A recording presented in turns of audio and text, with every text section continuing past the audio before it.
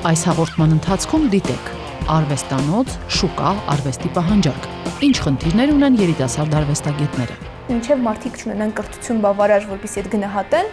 անիմաստ այդ ամեն ինչը լինում։ Եթե ստեղծագործում ես կաղապարից դուրս, պատրաստ եղիր ագրեսիվ պիտակավորման։ Անհասկանալի արվեստի գործա սատանիզմ, անհասկանալի երաժշտությունա սատանիզմ, մի քիչ պրովոկացիոնալ սատանիզմ բան է։ Արհեստական բանականությունը կարող է արվեստ ստեղծել։ Ռուզյան մեջ հարցեր են զմում։ Իսկ վերջում կպարզենք, թե ինչպես է արվեստը միֆեր ստեղծում։ Իրանք սովորեն, որ էկրանից մարդը այդ լուրջ մարդ է, ինչ-որ ճիշտ բաներ է խոսում։ Ստուգված է, դիտեք, որովհետև անկեղծ է։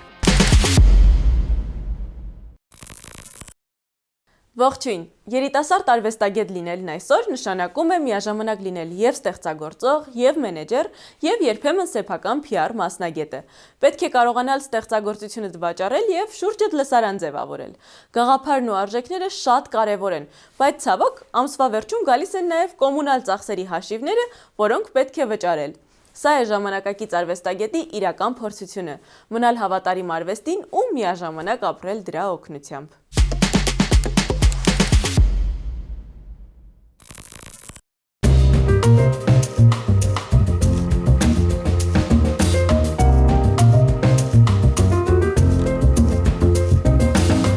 Ես նկարում էի, բայց երբեք չէի մտածել, որ ուզեմ շարունակեմ նկարչությամբ։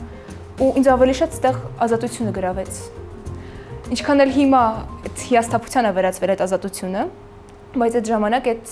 այն բաններ, որին ես ձգտում էի։ Աստղիկն արվեստանոց չունի, օգտվում է ընկերուհու առատաձեռնությունից և միասին ստեղծագործում են նրա արվեստանոցում։ Կաղապարային միջավայրում մեծացած երիտասարդ աղջկա համար արվեստանոցը նախևառաջ տարածք էր, որտեղ կարելի էր մնալ որքան ուզես, նկարել, ազատ լինել։ Կարճ ասած, ազատությունը ոչ միայն որպես գաղափար, այլ նաև միջավայր։ Ժամանակի ընթացքում պարզվեց, ազատ արվեստագետ լինելը միայն արվեստանոց ունենալը չէ, դա նաև ընտրություն է, ինչպես ապրել արվեստով և դա ինչ գին ունի։ Իմ մայստրոն այստեղ քոլեջի միշտ sense հետաքրքիր բան ունի ասելու։ Ինքը ասում է, որ ինքը երբեք, ինչքան էլ վատ տարիներում իրանք ապրել են, իր արվեստը չի փոխել նրա համար, որպեսզի ինքը փող աշխատի։ Ինքը միշտ իմ մեջ էլ է դաստիարակել, որ դու կարող ես, չգիտեմ, աման լվանաս, բայց չգնաս օրինակ փողոցում հյուսիսայինում նստես, ինչ որ մեկի դիմանկար անես, որովհետև այդ ոնց որ անհարգալից վերաբերմունք է քո արվեստի նկատմամբ։ Արվեստի հանդեպ այդ խստապահանջ վերաբերմունքը մի կողմից ձևավորել է արժեհամակարգ, մյուս կողմից սրել է իրականության հետ բախումը, որովհետև իրականությունն այսօր այլ պահանջներ ունի։ Օրինակ հիմա առավել պահանջված է դիզայնը և շրջանավարտների համար ավելի հեշտ է այդ ոլորտում աշխատանք գտնելը, քան գեղանկարչության կամ քանդակագործության մեջ։ Ազատ արվեստագետը ստուդիայի կարիք ճիշտ է ունի, բայց ավելի կարևոր է վաճառքի խնդիրը։ Հայաստանի շուկան արվեստ վաճառելու համար փոքր է։ Կան ցուցահանդեսներ, հետաքրքիր արվեստագետներ, ովքեր ինչ-որ գործ են անում, բայց հենց կոնկրետ նկարների վաճառքի առումով կամ հենց ցուցահանդեսներ կազմակերպելու առումով,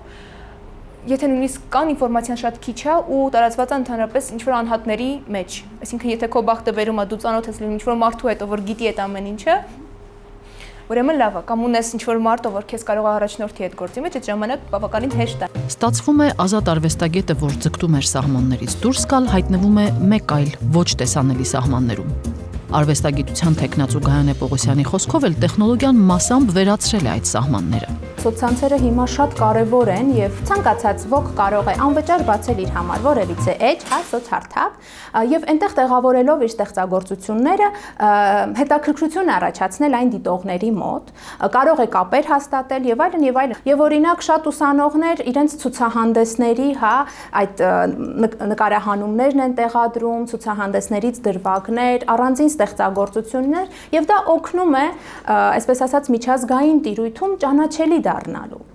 Բայց դրա համար արվեստագետը պետք է ունենա ոչ միայն ստեղծագործական հմտություն, այլ նաև հաղորդակցվելու կարողություն, լեզվի իմացություն, ինտելեկտուալ պատրաստվածություն, ասում է Գայանեն։ Շատերին թվում է, որ արվեստագետը, օրինակ նկարիչը կամ քանդակագործը կարիք չունի օրինակ կարդալու, ընթերցելու կամ այդպիսի, գիտելիքներ ստանալու։ Արվեստագետը պետք է լինի այդ բարձր մակարդակի վրա, որպեսզի նա ոչ միայն զուտ ստեղծագործություն ներկայացնի երկչափ կամ եռաչափ, այլ նաև ինտելեկտուալ, կարողություններով ու գիտելիքներով կարողանա առաջ մղել իր ստեղծագործությունը։ Գայանեն նշում է, որ մեր ժամանակների արվեստի բուհերն ունեն ավելի լավ պայմաններ, փոխանակման ծրագրեր, որոնք հնարավոր հնարավորություն են տալիս ուսանողներին եւ դասախոսներին մեկնել արտերկիր, փորձ ձեռք բերել, կապեր հաստատել եւ վերադառնալ նոր հմտություններով։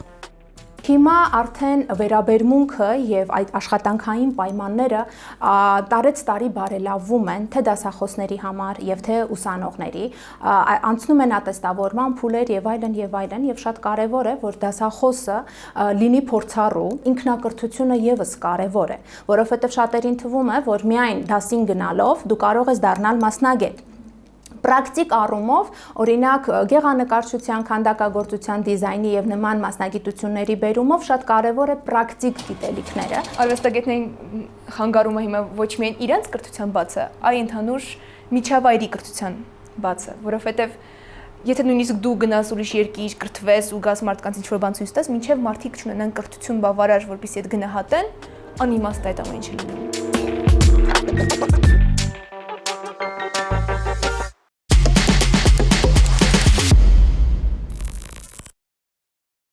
Այսօր մեր հյուրն է երաժիշտ արվեստաբան Արթուր Աթայանը։ Ողջույն Արթուր։ Ողջույն։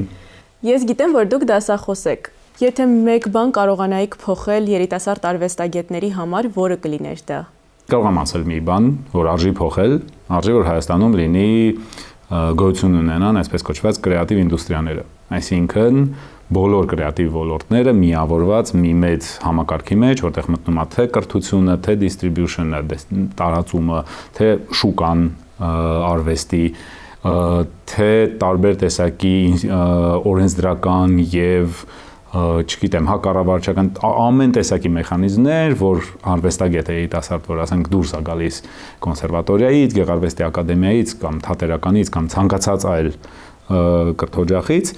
կարողանա նախ իմանա, թե ուր է գնում ու ինչի համար, կարողանա ընտրել եւ անցնի այն կայացման ճանապարհը, որը իրան թույլ կտա, ինձ համար շատ երեք ոնց որ շատ կարեւոր պունկտեր են, նախ առհասարակ, ոնց որ ստեղծագործի ու լինի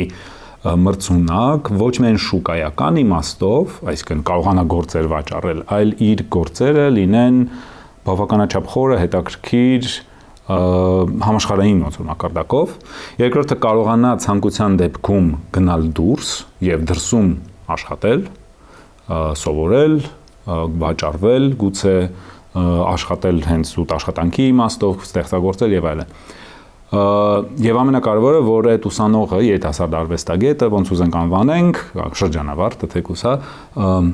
կարողանա Հայաստանում մնալ ու աշխատել ցանկության դեպքում։ Ես հասկանում եմ, որ հիմնականում խնդիրը, որին բախվում են երիտասարդները, աշխատանքն է, բայց ենթադրում եմ, որ նաև հանրային աջակցության պակաս կա, մարդկանց կողմից ընկալման պակաս կա։ Եթե կա այսպես ֆունդամենտալ կրթություն, որը մարդը ստանում է եւ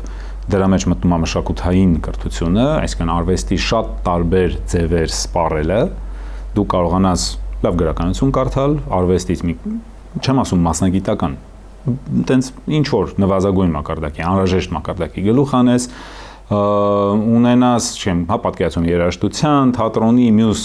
ուրեմն արվեստի մյուս ձևերի մասին, ինչպես նաև ունենաս այսպես կոչված այդ էմոցիոնալ ինտելեկտը, էլի, այսինքն ունակությունը արվեստը հասկանալու, մարսելու, այդ արվեստի միջոցով ինչ որ ինքնազարգացման, որտեղ ի վերջո արվեստը ինչ որ իմաստով աշխարհը ճանաչելու ձև է, երբ որ դու ընդհանրապես գլուխ չես հանում արվեստից, դու մի հատ ոնց որ պրիզմա աշխարհի հանդեպ չես ունենում։ Այսինքն կրթությունը, որը այս ամեն ինչը պիտի մարդուն տա, պիտի լինի լավը։ Ստեղից ուղիղ գալիս է արվեստագետի կարգավիճակը, որտեղ եթե մարդիկ, եթե հասարակությունը արվեստի սպառող է, այսինքն արվեստով հետաքրքրված, արվեստի վրա նաև ինչ որ գումար ու ժամանակ ներդնել պատրաստ ուրեմն հասարակությունը, կներեք մի քիչ խառը կալամբուրի համար, արվեստագետը կարողանում է ստեղծագործել։ Մյուս կողմից պիտի լինի արվեստի շուկա։ Երբ որ կա արվեստի շուկա, երբ որ կա առաջարկ, բազմազան առաջարկ, այս բազմազան առաջարկը ես նկատի ունեմ զարգացած առաջարկ։ Այսինքն ես նկատի չունեմ, որ մարդ գիտի, ասենք չգիտեմ, բնակչության X հսկայական տոկոսը գիտի, որ արվեստը ենթադրենք մենակ մեր հայտնի ռաբիզ երգիչների համերգներն են համալիրում եւ փոքր տոկոսը, Y տոկոսը գիտի, որ գոյություն ունեն ենթադրենք ժամանակակից արվեստի կամ ոչ միայն ժամանակակից արվեստի, տարբեր այլ ճյուղերի վրա մասնագիտացած կենտրոններ, պատկերասրահներ, դահլիճներ եւ այլն, այլ մարդիկ գիտեն, որ այս սպեկտրը կա, ու իրանք հնարավորություն ունեն ընտրելու, ծանոթանալու եւ այլն։ Սա եւս կարող է գործոն լինի, որ մարդիկ հետը ծանոթանան իրենց այսպես ոնց որ bubble-ից, իրենց աշխարհայացքից դուրս գտնվող ինչ որ նոր բաների, ու ինչ որ տոկոս բնականաբար կգնա դեպի այդ։ Ձեր կյանքում եղել է պահ, որ ուզեք թողնել արվեստը եւ եթե այո, ի՞նչն է պահել ձեզ այդ ճանապարհի վրա։ Իրականում չի եղել, չնայած լիքը մարդու մոտ եղել է, ինձ մոտ չի եղել, բայց այստեղ պիտի մի կարևոր հարց ոնց որ բարձրացնեմ, իմ կարգավիճակը մի փոքր այդ իմաստով այլ է, քան դասական իմաստով պրոֆեսիոնալ արվեստագետների, որպես երաժիշտ ես պրոֆեսիոնալ չեմ, այն իմաստով ես չեմ ավարտել կոնսերվատորիան եւ ինձ համար երաժշտությունը թեև իմ կյանքն է, բայց իմ հիմնական աշխատանքը չի։ Ինչ որ իմաստով ես արտոնյալ եմ, որովհետեւ ես աշխատում եմ ինչ որ ոլորտում, որը հարակից է արվեստին, բայց արվեստը ինձ համար հիմնական եկամտի աղբյուր չէ եւ հետեւաբար ես չեմ բախվում այն հիմնական ամենակարևոր մարտահրավերին, որին բախվում է առօրյայում արվեստագետը Հայաստանում, դա ինչպես սոված չլինել, ինչպես գումար վաստակել արվեստով, արժանապատիվ ձևով, չանելով ինչ որ բաներ, որ դու չես սիրում, այլ անելով քո արվեստը, եւ այս հարցը հիմնական պատճառն է, թե ինչու են արվեստագետները այստեղից գնում։ Խնդիրներից մեկը նաև հասարակության մեջ առկա կարծրատիպերն են։ Կխոսեք այդ կարծրատիպերից, հատկապես նրանցից, որոնք ամենաշատն են վերաբերվում երիտասարդ արվեստագետներին եւ ամենաշատն են հասնում նրանց։ Երկու հիմնական կարծրատիպ կա, առաջինը խփնվածն է, դա մեր մշտական բան, հայկական բանն է, ես հատուկ օգտագործեցի այս խոսակցական բառը, որովհետեւ արվեստագետին ընդհանրապես եթե ինքը չի անում ակնհայտորեն տեխնիկապես այնքան զարգացած ու հետաքրքիր բան, զարգացած ավելի շուտ տպավորիչ բան, որը նույնիսկ ծայրահեղան պատրաստ մարդը կարող է տեսնել ու ասել, ահա դա շատ լավ անում, բոլոր մնացած դեպքերում իրենք ուղղակի չեն հասկանում։ Կիսա հումոր, կիսա լուրջ, բայց կա նաև շատ վախենալու ու շատ տհաճ միտում եւ այդ միտումը շատ կապված է սոցցանցերի անկառավարելի այս քաոսի հետ, որը Հայաստանում առկա է, բավական է, որ ինչ որ մեկը, ինչ որ մի քիչ անհասկանալի բան անի, չեմ էլ ասում ինչ որ շոկային կամ բան տենց, սոցցանցերում սկսում է աղմուկ, որ սա սատանիզմ է։ Ընդհանրապես էական չի ինչա սատանիզմը, հա, այս բանին ոնց որ անհասկանալի արվեստի գործա սատանիզմ, անհասկանալի երաժշտությունա սատանիզմ, մի քիչ պրովոկացիոնալ սատանիզմ բան։ Հայտնի դեպքեր մի 2 տարի առաջ Ավետ Տերտերյանի Սոմա կրակեողակ օպերա, որը Չարենցի տեքստի հիման վրա Տերտերյանի օպերան է, հայ արվեստի 20-րդ դարի արվեստի երևի ամենանշանակալից դեմքերից երկուսը, հա, մեկում ժամանակակից բեմադրություն, որին ցանկացած մի քիչ այսպես մշակույթից գլուխ անող մարդ կերազեր գնալ ու նայել, որտեվ վերջապես օպերայում այդպիսի բան է ձևավորում, ինչա թե պաստառի վրա մի քիչ այսպես բաներ, հա, կարմիր ուրվագծով նկարած կնոջ դեմքեր, որի աչքերը կարմիր էին այսպես, հա, որտեվ այդ Սոմա Աստվածուհու մասին էր, չէ, վերջի վերջո տակը սարսափելի գորգռոց, գզվրտոց, սա սատանիզմա, մենք բան կործանվելու ենք ազգովի, հենց հիմա, ասենք, հենց հիմա կործանվում ենք, վերջ, որտեվ Չարենց եւ Ավետ Տերտերյան։ Ու երիտասարդ արվեստագետը հայտնվում է հենց այս հարվածի տակ։ Այսինքն, եթե ինքը որոշեց մի փոքր անհասկանալի բան անել, իրան կամ այս կողմ են գցում, կամ այն կողմ, կամ ուղղակի դե տենց ու լուրջ չեն ընդունում։ Եվ այս կարծրատիպային մեր հիմնական ոնց որ բանն է, երկու ծայրահեղությունն է, կամ դու անառողջ ես հոգեպես ու որ տենց բան ես անում, կամ դու ինչ որ վտանգավոր էլեմենտ ես, որին շտապ պետքա վերացնել այստեղից, այլ ինչ որ խորհրդային եւ մյուս կողմից կրոնական ֆունդամենտալիզմի, այսպես չէ, խորհրդային մտածելակերպի, կրոնական ֆունդամենտալիզմի ու ինչ որ չգիտեմ ինչի խառնուրդ է։ Մեկը գնում է կրթության այս հարցը։ Բոլորս գիտենք, որ ներկայում ինֆլուենսերները կարծիքի առաջատար են երիտասարդների կյանքում, բոլորը հետևում են իրենց սիրելի ինֆլուենսերներին, հավատում են նրանց, բայց կամ չկան կամ շատ քիչ կան արվեստի մասին ինֆլուենսերներ, եւ Եթե կան, արդյոք երիտասարդները հետևում են եւ սիրում են, հավատում են նրանց եւ եթե չկան, ինչպես են լրացնում այդ բացի իրենց կյանքում։ Ինֆլուենսերների մեջ կա խնդիր, որ իսկապես մասնագիտական գիտելիք տարածող ինտերնետային celebrity-ները շատ քիչ են։ Ոչ միայն արվեստի մասին, առհասարակ։ Դրանք շատ են արտասահմանում։ Կան ամենահայտնի չեմ Veritasium-ի նման հսկայական, հա, ամենամեծ YouTube-ի ալիքներից մեկն է, որի մի վիդեոն կարող է արժենա, չգիտեմ, $50,000 զուտ, որ ինքը մի համարժեք է, մի հատ, ասենք, դոկումենտալ լուրջ ֆիլմի բյուջեի ու իրանք ֆանտաստիկ, ասենք, կոնտենտ են պատրաստում։ Այդպես բան Հայաստանում շուկայի փոքրության պատճառով գրեթե չկա, շատ քիչ կա։ Եվ հիմնականում մեզ մոտ գերակշռում է այդ lifestyle blogging վիճակը, որտեղ դու ուղղակի նայում ես ու նախանձում ես ինչ-որ մեկին, որտեղ ինքը ավելի լավ հեռախոսով քան քոնն է նկարներ անում։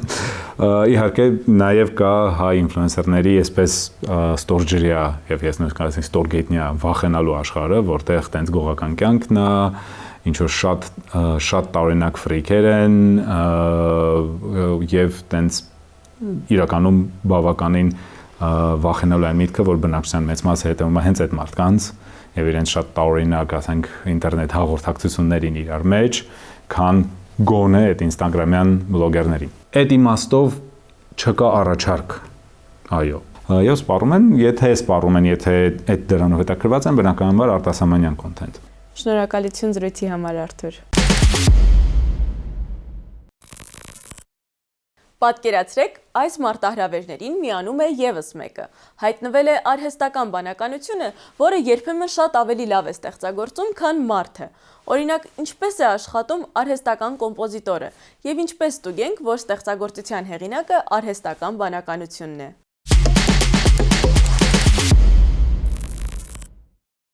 Ողջույն, երաժշտություն ստեղծելու համար այսօր քեզ պետք չէ ոչ գործիք, ոչ ստուդիա, ոչ էլ տարիների փորձ։ Բավարար է միայն գաղափարն ու արհեստական բանականությունը, բայց այստեղ մի կարևոր հարց է առաջանում։ Կարող ենք տարբերել ստեղծագործության հեղինակը մարդն է, թե արհեստական ինտելեկտը։ Հատկապես, երբ AI-ով ստեղծված երաժշտությունը արդեն չի տարբերվում իրականից։ Փորձելու համար նախ եկեք միասին AI-ի միջոցով ստեղծենք երաժշտություն, հետո կստուգենք։ Google-ում որոնում ենք suno.com կայքը։ Շատ պարզ քայլերով գրանցվենք կայքում։ Այստեղ նշեք, թե ինչ նպատակով եք գրանցում եւ կտեսնեք ձեր տվյալները։ Կարող եք փոփոխել ձեր լուսանկարը։ Ընտրեք ձեր նախընտրած երաժշտական ոճերը եւ վերջ։ Բացվում է աշխատանքային պատուհան։ Վերևից ընտրում եք Custom կոճակը, որտեղ կստեղծեք երաժշտությունը ձեր գաղափարի հիման վրա։ Երգի բառերը գրելու համար կրկին կարող եք օգտվել արհեստական բանականության գործիքից։ Մուտք եք գործում ChatGPT եւ գրում եք, թե ինչի մասին պետք է լինի երգը։ Այն ձեզ համար կստեղծի երգի բառերը։ Հետո վերադառնում եք Suno։ Lyrics բաժնում պատճենում եք բառերը։ Styles բաժնում ընտրում եք երաժշտության ոճը։ Մի փոքր ներքև իջնելով ընտրում եք նաև կատարողին՝ կին կամ տղամարդ։ Հետո սեղմում եք Create կոճակը։ Գործիքը միանգամից ստեղծում է մի քանի տարբերակ։ Կարող եք լսել բոլոր տարբերակները եւ ընտրել ձեր հավանածը։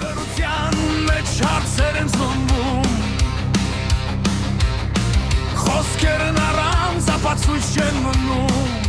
ռուտյան մեջ հարցեր են զնվում, խոսքերն առանց ապացույց չեն մնում։ Սեղմելով 3 կետերի վրա գտնում եք download-ը եւ ներբեռնում երգը համապատասխան ֆորմատով։ Ահա այս պարզ քայլերով ստեղծեցիք ձեր երգը։ Իսկ հիմա եկեք ստուգենք։ Արհեստական բանականությունը կճանաչի, որ երգը մարդը չի ստեղծել։ Որոնեք isfake.ai կայքը։ Գրանցվեք հարթակում։ Ներքև իջնելով կտեսնեք տեքստեր, նկարներ, տեսանյութեր եւ ձայնագրություններ ստուգելու բաժին։ Այստեղ ընտրեք աուդիո տարբերակը եւ ավելացրեք ձեր ստեղծած երգը։ Սպասեք մի քանի վայրկյան եւ վերջ։ Գործիքը ցույց է տալիս, որ երգը 99%-ով ստեղծված է AI-ի միջոցով։ Եթե գաղափար ունես, մի սպասիր կատարյալ պայմանների։ Ստեղծագործելն այսօր հասանելի է բոլորին։ Փորձիր, ուսումնասիրիր եւ բացահայտիր գործիքներ, որոնք կօգնեն իրականացնել քո մտքերը։ Մենք հավատում ենք պատմություններին, կրկնում ենք լսածը, տեսածը, հաճախ առանց կասկածի ընդունում ենք էկրանից հնչած ճշմարտությունները։ Արվեստը, հատկապես կինոն, ունի այդ ուժը՝ ստեղծելու կերպարներ, կարծրատիպեր, նույնիսկ ամբողջական լեգենդներ, որտեղ է ավարտվում գեղարվեստական հնարքը եւ սկսվում իրականությունը։ Ինչ միֆեր կան, որոնց ճշմարտության շորեր է հագցրել կինոն։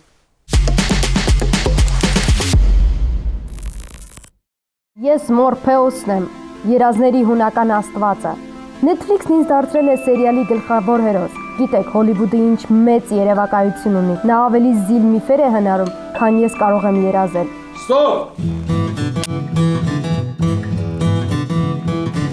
Գնանք միֆեր բացահայտելու։ Արվեստը ոնց որ չի կարող կապ չունենա միֆերի հետ, որովհետև հենց արվեստը միֆեր է ստեղծում։ Այդտենց դեպքեր կան, որ սցենարը դառնում է ինչ-որ միֆի հիմք։ Միֆը նա որ լուսնի վրա չեն եղել ամերիկացիները ու այդ կադրերը, որ տեսել ենք, որ լուսնի վրա դրոշ են խրում եւ այլն, այդ Կուբրիկն է նկարել պավիլյոնում։ Այդ կապվում է Կուբրիկի Shining ֆիլմի հետ, որի ինքը այդ ֆիլմում ֆիլմի կառուցվածքով, սյուժեով ունդեղ եղած ամեն ինչով, դետալներով ինքը խոստովանում է, որ ինքն է արել։ Ու եթե նայում ես այդ տեսության ոնց որ մեկնաբանությանը, եթե այդ տեսանկյունից նայես, իրոք ամեն ինչը կարա համընկնի։ Ապացույցներ կան, որ ամերիկացիները լուսնի վրա եղել են, ընդհանրապես մարդը լուսին թռել է։ Եթե չլիներ այդ Shining ֆիլմը, սուտ լներ միֆ, որ Կուբրիկն է նկարել, ոնց որ դա ինքը իրանով ոչ մի հետաքրքրություն չէր ունենա, էլի։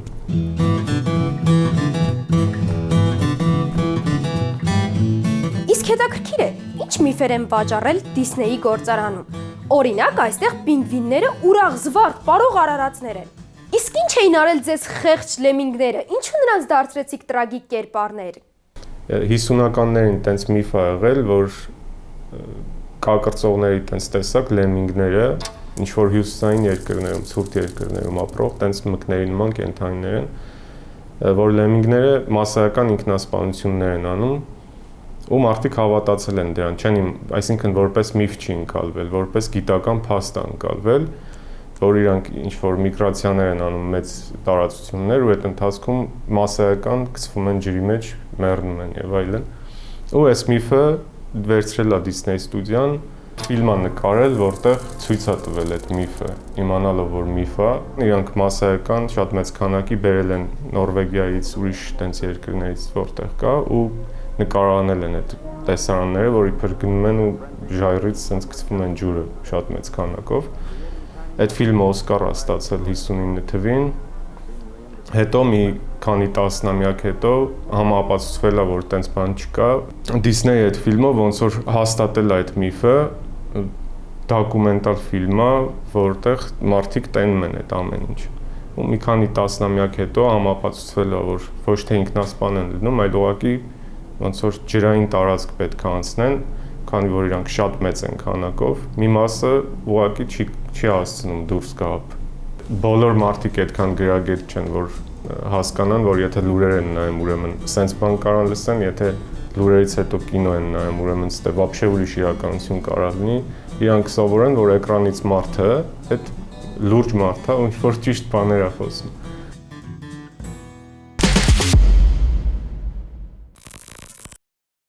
Երբ պատմությունը հետաքրքիր է ու լավ է պատմված, մենք հազվադեպ ենք հարց տալիս, իսկ սա ճիշտ է, որոշումը մերն է հավատալ, թե ստուգել։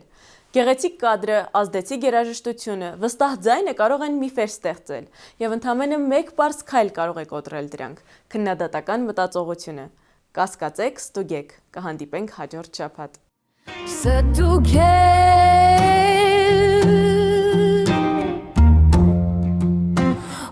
Նոր տարածել